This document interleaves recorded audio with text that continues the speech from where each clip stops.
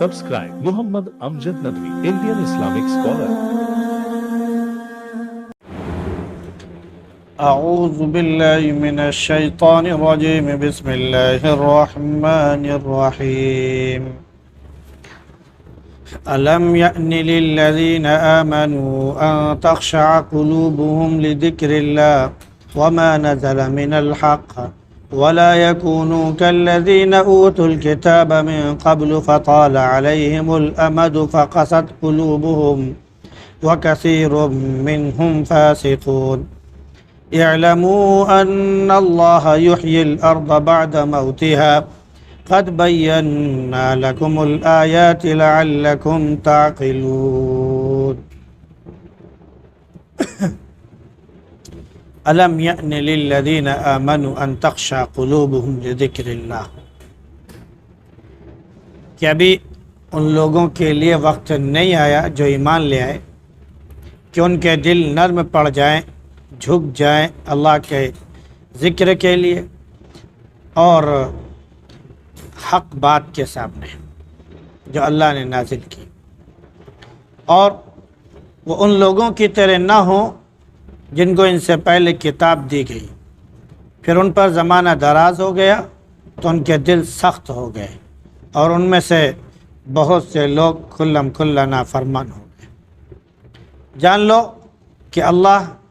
زمین کو زندہ کرتا ہے اس کے مردہ ہو جانے کے بعد۔ ہم نے تمہارے سامنے کھول کر آیتیں بیان کر دی تاکہ تم سمجھ سے کام لے سکو۔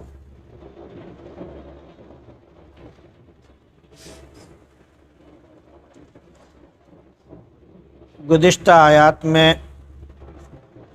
انفاق کے تعلق سے ذکر تھا،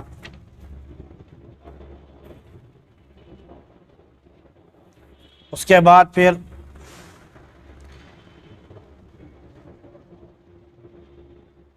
منافقوں کا ذکر تھا اور منافق عورتوں کا ذکر تھا کہ جب وہ قیامت کے دن اللہ کے روبرو کھڑے ہوں گے، ایمان والے بھی وہاں پر ہوں گے اور چاروں طرف صرف تاریکی ہوگی۔ اچانک ایک نور ظاہر ہوگا، ایمان والے اس روشنی اور نور کے آگے اس نور کے پیچھے چل رہے ہوں گے اور وہ نور ان کو لے کر جنت کی طرف چلا جائے گا، اس نور سے ان کو رہنمائی ملے گی، اور یہ کافر منافق یہ پھر اندھیرے میں رہ جائیں گے۔ یہ اپنے مومن ساتھیوں کو پکار کر کہیں گے کہ میری طرف بھی پلٹ جاؤ تاکہ ہم بھی تمہارے نور سے کچھ روشنی حاصل کر لیں، تو ان سے کہا جائے گا کہ اب تمہاری کوئی ضرورت نہیں، تم الٹے پاؤں واپس جاؤ اور وہیں جہاں ملے تمہیں نور تلاش کرو۔ پھر ایک دیوار حائل ہو جائے گی، اس میں ایک دروازہ ہوگا، اس دروازے کے اندر جو ہے جب ادھر وہ جائیں گے تو وہ جنت اور رحمت اور اس کے باہر عذاب۔ تو منافقین دروازے کے باہر، کافر دروازے کے باہر اور مومن جنت کے اندر دروازے کے اندر۔ منافق پکار کر کہیں گے کیا ہم تمہارے ساتھ نہیں تھے؟ تو جواب دیا جائے کہ بالکل تھے، لیکن یہ بھی یاد رکھیے کہ آپ نے اپنے آپ کو ہلاکت میں ڈالے رکھا، گمراہی میں اپنے آپ کو ڈالے رکھا اور انتظار کرتے رہے اور شک کرتے رہے، اور تمہاری خواہشات اور امنگیں تمہیں دھوکے میں ڈالے رکھی، یہاں تک کہ تمہیں موت بھی آ گئی اور قیامت بھی آ گئی اور شیطان تمہیں ورغلائے رکھا۔ لہذا اب کوئی فدیہ کام نہیں آئے گا، کوئی بدلہ کام نہیں آئے گا کہ بدل دے کر وہ اپنی جان چھڑا لیں، اور نہ ان سے لیا جائے گا منافقوں سے نہ کافروں سے، سب کا ٹھکانہ جہنم، وہی ان کا دوست، وہی رفیق اور وہی ان کا ٹھکانہ ہے۔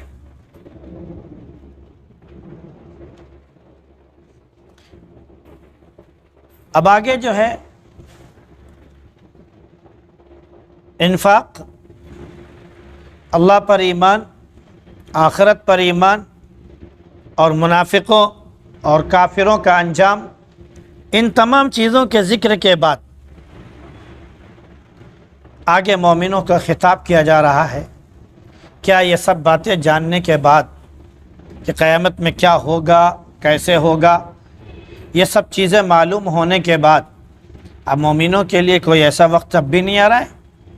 کہ ان کے دل نرم پڑ جائیں، ان کے دل اللہ کے ذکر کے ساتھ جھک جائیں، ان کے دل اللہ کی جو حق باتیں نازل ہوئی ہیں اس کے سامنے جو ہے جھک جائیں اور اسے مان لیں اور اس کی اطاعت کر لیں، اور ان لوگوں کی طرح نہ بنے جن کو کتاب دی گئی، نبی کے ساتھ رہے تو وہ صحیح راستے پر گامزن رہے، لیکن جو زمانہ دراز ہوتا گیا ان کے دل سخت ہوتے گئے، یہاں تک کہ ان میں سے زیادہ تر لوگ جو ہے وہ کھلم کھلا بے حیائی اور برائی میں پڑ گئے، اور انہوں نے اللہ کا اور آخرت کا انکار کر دیا۔ یہ اللہ رب العزت نے مومنوں کو خطاب کیا ہے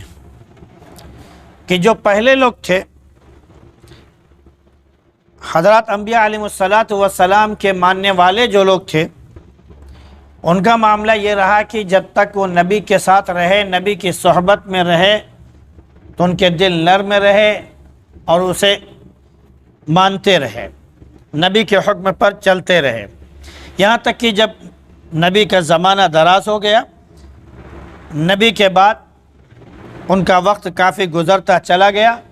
ان کی نسلیں بعد میں آئی، تو وہ جو نبی کے احکامات تھے، نبی کے اوپر جو احکام نازل ہوئے تھے، ان تمام چیزوں کو انہوں نے چھوڑنا شروع کر دیا، اپنی طرف سے اس میں تبدیلی شروع کی، یہاں تک کہ وہ وقت آیا کہ وہ دین سے پھر گئے۔ تو اے صحابہ،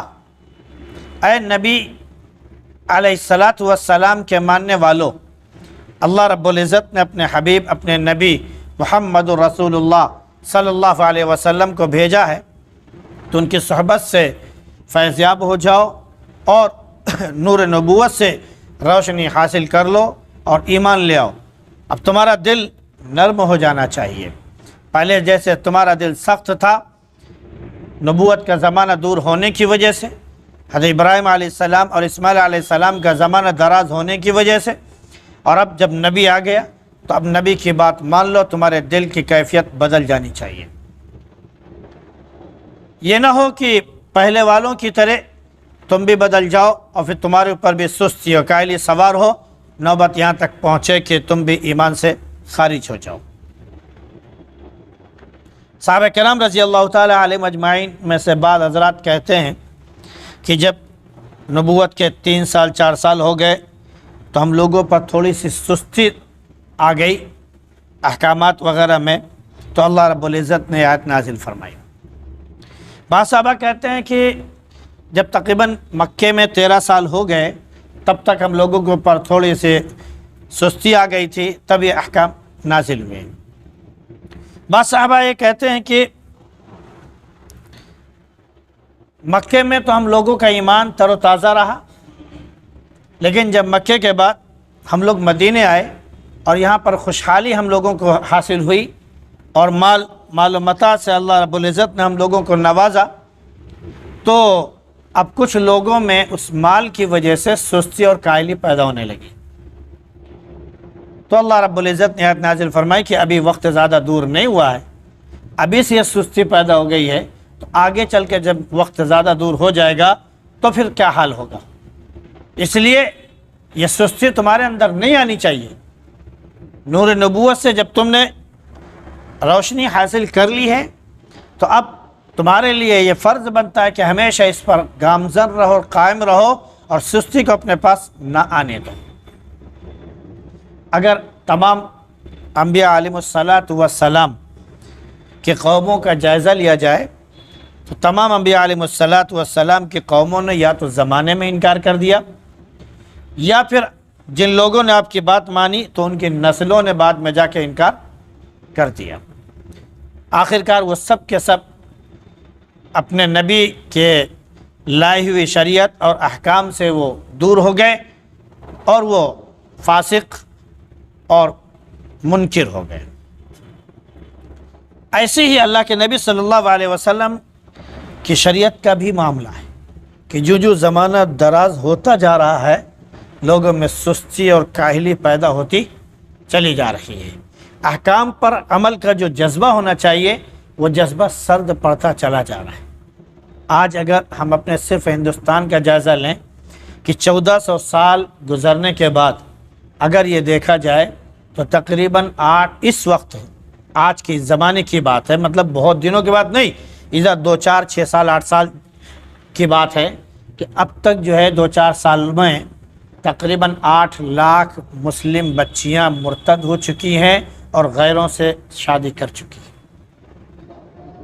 اس ہندوستان کی بات ہے۔ ٹریلر کچھ اور دکھایا جاتا ہے کہ ہماری 3000 بچیوں کو جو ہے انہوں نے دہشت گرد بنا دیا، دھرم پرورتن کرا دیا وغیرہ وغیرہ۔ اس میں کوئی سچائی نہیں ہے، وہ سراسر مبنی جھوٹ پر قائم ہے، سراسر جھوٹ پر قائم ہے۔ کورٹ سے اور پولیس محکمے سے یہ ساری رپورٹ کھل کر آ چکی ہے کہ نہ 3000 بچیاں غائب ہوئی ہیں اور نہ ایسا کچھ ہوا ہے۔ ہاں اکا دکا جو بچیاں تھیں ان کی اپلیکیشن پہلے سے آئی ہوئی تھی کہ وہ دھرم پرورتن کرنا چاہتی ہیں، وہ اپنے مذہب سے خوش نہیں ہے، وہ اسلام میں داخل ہونا چاہتی ہیں، تو ان کی اپلیکیشن لگی ہوئی ہے۔ ان میں سے کچھ نے اسلام قبول کیا ہے اور اپلیکیشن دے رکھی ہے، ان کی تعداد بہت کم ہے۔ لیکن یہ جو اس کو بنا کر پھر یہ کہ دھرم پرورتن کرایا جا رہا ہے اور اس کے بعد پھر مسلمانوں کو ٹارگٹ بنایا جا رہا ہے، ایسا کچھ نہیں ہے کہ اس کے پیچھے کوئی حقیقت ہو۔ ہاں یہ ظلم ہے صرف اس نام پر، لو جہاد کے نام پر صرف مسلمانوں کو ہراساں کرنا اور تنگ کرنا مقصود ہے، ورنہ حقیقت یہ ہے کہ 8 لاکھ مسلمان بچیاں جو ہیں وہ کفر میں داخل ہو چکی ہیں۔ وجہ اس کی ہے کہ ان کو جو ہے باقاعدہ RSS کے نوجوانوں کو ٹریننگ دی جاتی ہے، جو ہائی اسکول انٹر پاس ہوتے ہیں ان کو ٹریننگ دی جاتی ہے، اور ان کو ٹریننگ کس بات کی دی جاتی ہے کہ تم کلمہ پڑھو، لا الہ الا اللہ محمد رسول اللہ، اشہد ان لا الہ الا اللہ واشہد ان محمدا عبدہ ورسولہ۔ اس کے بعد سورہ فاتحہ، الحمدللہ رب العالمین وغیرہ وغیرہ، الحمدللہ، ماشاء اللہ، انشاءاللہ، سبحان اللہ، الحمدللہ، یہ ساری چیزیں، یہ سارے الفاظ ان کو سکھائے جاتے ہیں تاکہ وہ مسلم بچیوں کو اپنی طرف اپنے الفاظ سے کھینچ سکے، ان کا دل موہ سکے، اور کچھ دنوں بعد پھر وہ ظاہر ہوتا ہے کہ وہ مسلم نہیں غیر مسلم ہے، تب تک وہ کایا پلٹ چکی ہوتی ہے، وہ عشق کے جال میں پھنس چکی ہوتی ہے۔ نتیجہ یہاں پر آتا ہے کہ وہ اپنا مذہب چھوڑ کر اس کے ساتھ جا کر شادی رچا لیتی۔ اب تک اس طرح کے 8 لاکھ بچیاں داخل ہو چکی، اور ان کے لیے کیا ہوتا ہے کہ تم اگر جیسے ہی کسی مسلم لڑکی کو اپنے دھرم میں لے آؤ گے تو تمہارے لیے سب سے پہلا انعام یہ ہے کہ 2.5 لاکھ روپے تمہیں انعام کے طور پر ملیں گے، دوسرے کہ تم کو ایک گھر ملے گا، تیسرے یہ کہ تم کو کچھ نہیں تو 25,000 40,000 کی ایک نوکری بھی دے دی جائے گی، وغیرہ وغیرہ۔ اس طرح ان کو لالچ دیا جاتا ہے اور ان کا انتظام کرایا جاتا ہے، نتیجے کے طور پر ہماری بچیاں ادھر مرتد ہوتی چلی جا رہی، اور ہم کیا ہیں، اسی سستی اور اسی غفلت میں پڑے ہوئے میں کوئی وہ نہیں۔ آج آوازیں دھیرے دھیرے اٹھ رہی ہیں کہ مسلمانوں کو پھر سے کفن جو ہے سر میں باندھنے کی ضرورت ہے۔ ہم نے جنگ آزادی جس لیے لڑی تھی وہ مقصد ختم ہو چکا ہے، اور آج دوسرا مقصد